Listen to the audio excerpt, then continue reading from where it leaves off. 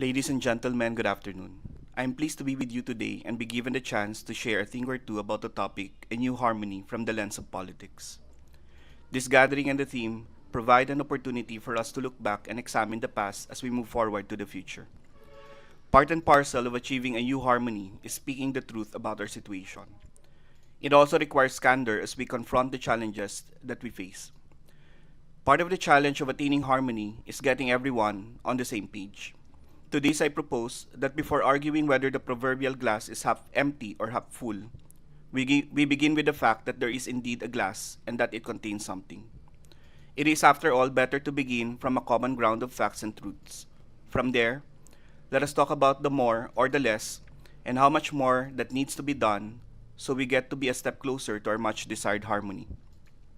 It is my hope that by the end of this short speech, we shall come to a mutual understanding of the challenges that we are all called upon to respond and rise up to.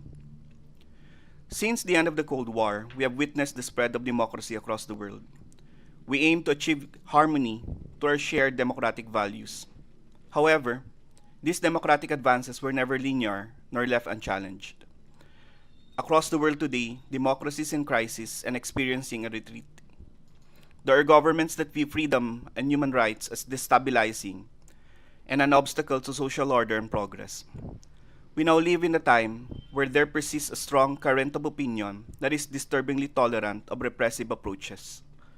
Suppression of dissent has become the norm.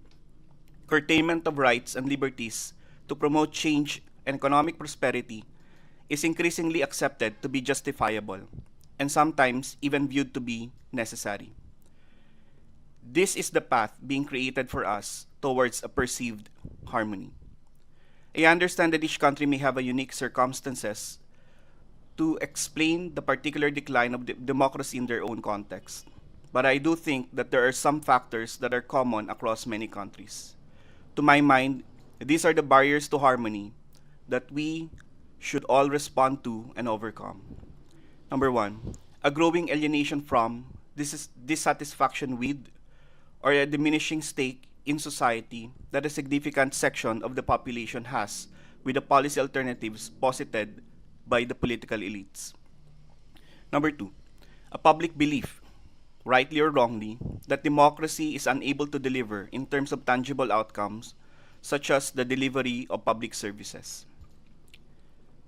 Number three, the emergence of post-truth narrative that is impatient with public policy outcomes encourages an us versus them discourse that is fed by the proliferation of fake information, resulting from a decline in the gatekeeper role of the mainstream media and the proliferation of fake news and propaganda that circulates in the echo chambers of our social media platforms.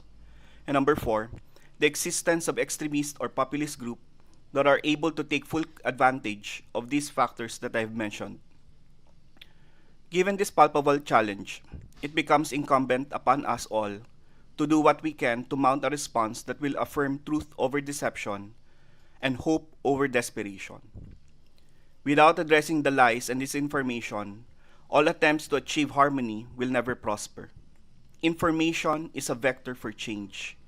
People can truly have a say in their own future in an environment where truth is affirmed and where respect for rights is assured. We must fight lies with truth, and democratizing access to information is essential in this fight.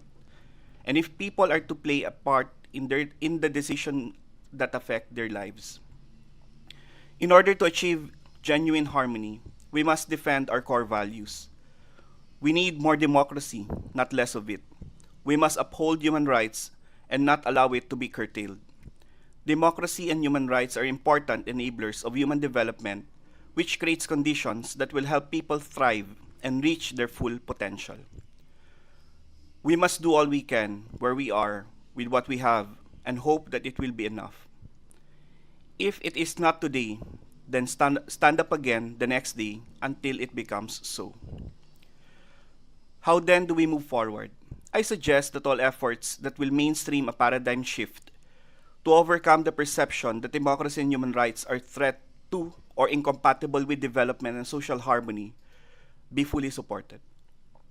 We have to seize the opportunity to frame the issues and take back the narrative. Achieving genuine harmony requires time and effort. Secondly, we should provide ways to help people comprehend our situation and make them more responsive and empowered. We should shift our framework in engaging the public.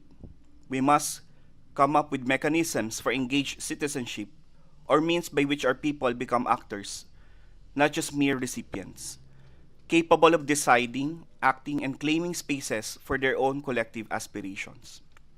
Third, we must come to understand and embrace the fact that there is no shortcut to what we need to do in order to achieve genuine harmony. Harmony is achieved through genuine democracy. Strengthening democracy entails people empowerment, and empowerment is about ownership. We should nurture initiatives that respect the value of people in public problem solving. Citizens should be engaged as partners rather than mere audience, a resource rather than a recipient of programs. We must allow, encourage, and sustain ownership of ordinary citizens in the process of action. We should let them mobilize others and become models themselves. We have to continue engaging one another, understanding and learning to test the limits of our own knowledge in order to breach them, and find better ways of making our democracy more genuine and responsive in order to achieve harmony. The road ahead of us is difficult and uncertain, but we must not be discouraged.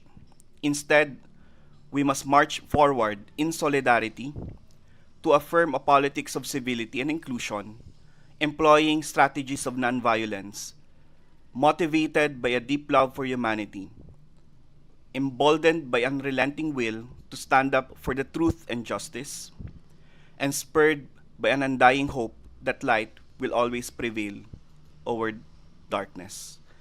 Maraming salamat po at magandang hapon.